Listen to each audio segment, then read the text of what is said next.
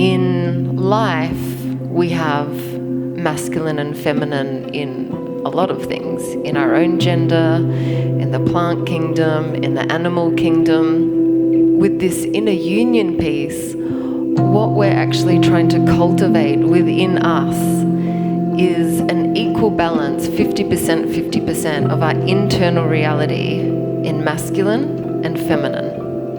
And that's inner union, when our masculine and feminine can come together in complete balance. And this is called fundamentals of Tantra.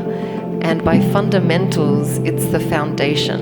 And this piece of feminine and masculine and inner union is what, as Tantrics, we keep coming back to again and again and again and again.